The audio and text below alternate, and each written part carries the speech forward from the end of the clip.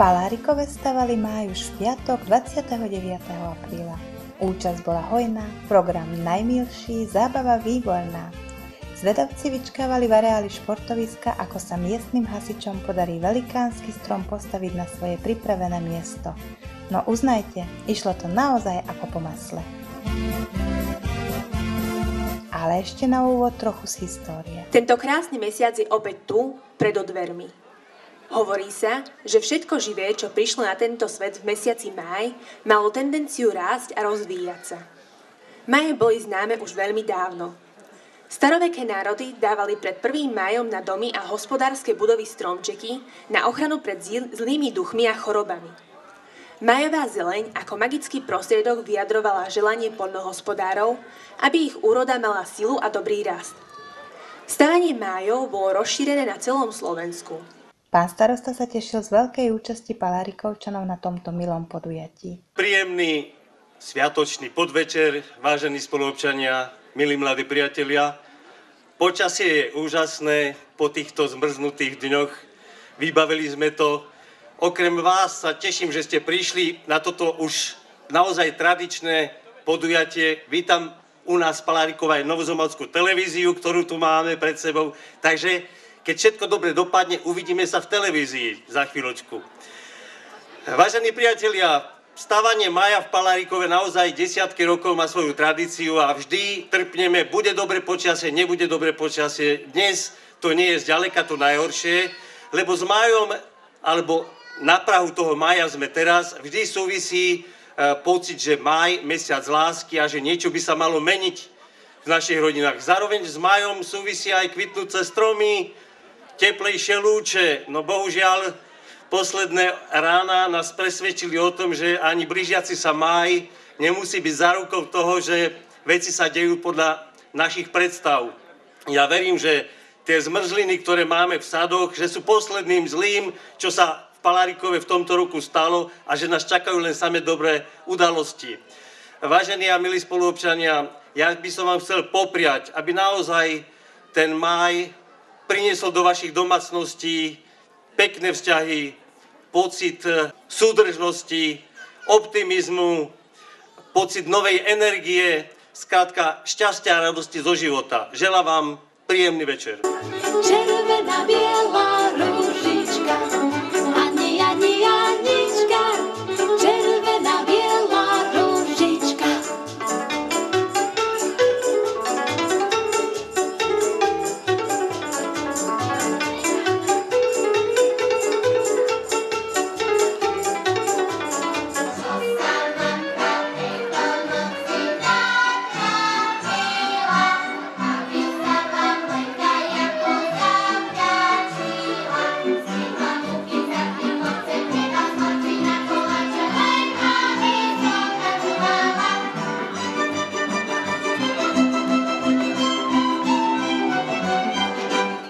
Vystužkované dievčatka a švárni mládenci predviedli folklórnu kytičku na počúvanie i do tanca.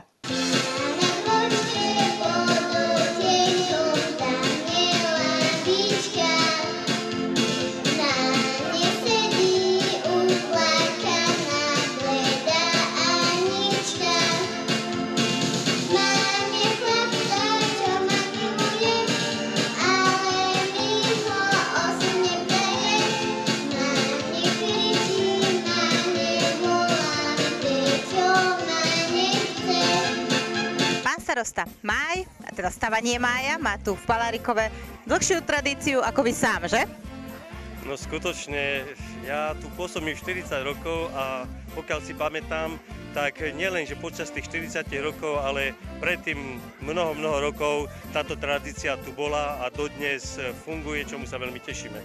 Stavajú sa takéto stromčeky vyzdobené stužkami aj na priedomiach? No, myslím, že veľmi zriedka, už kedysi to bolo hustejšie, ale pre nás je tento stromček vlastne patrí celej obci, takže vlastne týmto stromčekom stávaním mája chceme vlastne posolstvo do všetkých domácností zaslať o tom, že blíži sa mesiac máj, mesiac lásky a vtedy treba si uvedomiť, že s tou jarou treba veľa energie načerpať, treba veľa optimizmu a pocitu šťastia a radosti zo života. Parádne veľký strom sa vám podarilo. Odkiaľ je?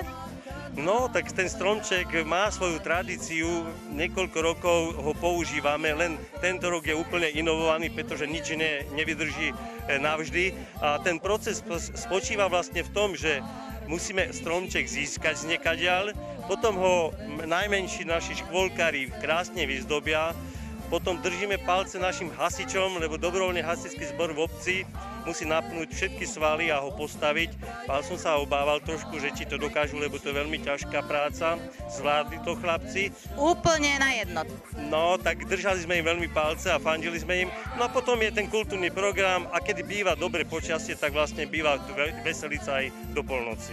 Kde je to tu? Povedzte, kde sa nachádzame práve. Toto prostredie, areál obecnej telovýchovnej jednoty býva často prostredím, kde bývajú také obecné slávnosti, kde bývajú vystúpenia. Tešíme sa, že ten areál tu máme, pretože je uprostred obce, ale na druhej strane je tu také isté súkromie, je to priestranné, takže postupne ho snažíme sa zrušľachtiť a zveladiť na to, aby sme tu mohli aj hodnotnejšie podujatia, možno okresného charakteru, uskutočňovať.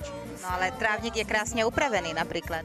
No veď hráme 3. ligu vo futbale, keď nám to veľmi nejde v poslednej dobe, ale trávnik sa snažíme aj to prostredie udržiavať. V budúcnosti by sme radi v tomto areáli, pretože máme tu veľa priestorov, zriadili aj nejaké tenisové kurty, basketbalové ihrisko. Proste tých plánov máme viac, ale ku všetkému treba dozrieť, vytvoriť isté predpoklady, ale ciele máme jasné, čo najviac podnetov dať pre športovanie mládeže. Veľmi pekné ciele.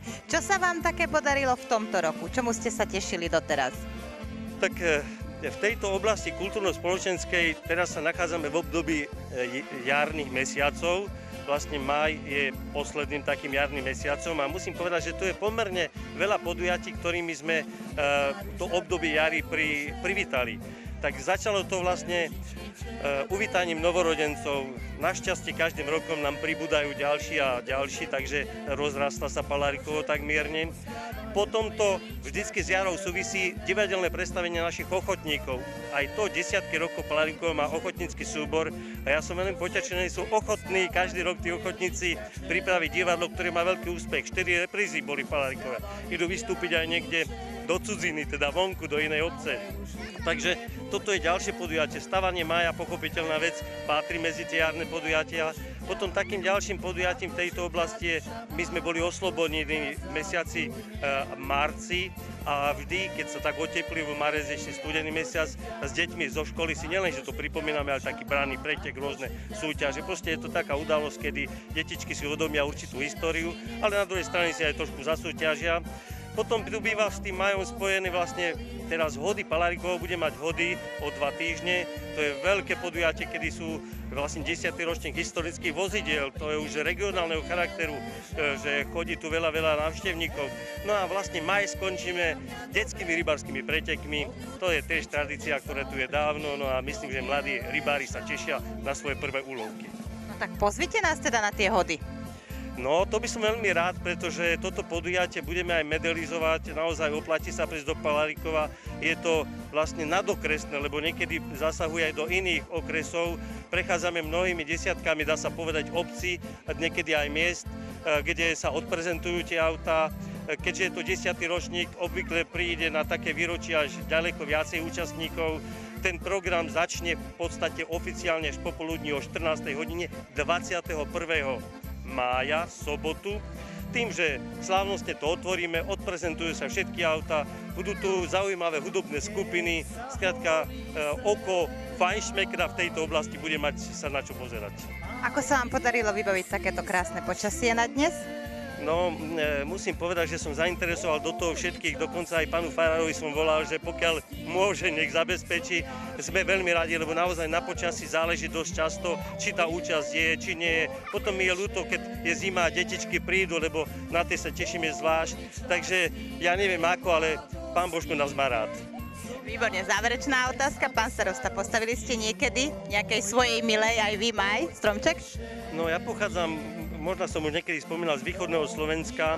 Tam tie tradície neboli tohto druhu, ale vždy v tom máji nejaký, pretože náhodou moja manželka je v máji narodená, takže nikdy na ten dátum nezabudnem a nejakým spôsobom to vlastne zúročím, že ten máj a jej narodeniny, takže ten symbolický stromček doma vždycky je. Ešte prezradíme, že detičky za svoje vystúpenie dostali sladkú odmenu, hasiči zaslúžené pivko a niečo na zahryznutie, no ani náš štáb neodišiel domov od cigánskou pečienkou voňajúceho stánku Ohlade. Moje potešenie.